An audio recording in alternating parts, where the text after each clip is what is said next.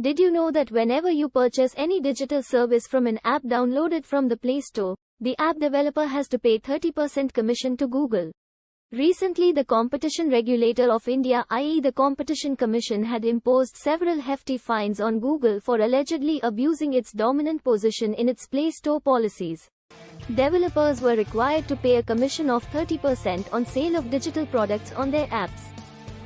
Furthermore, they were not allowed to use any other payment gateway other than Google's own.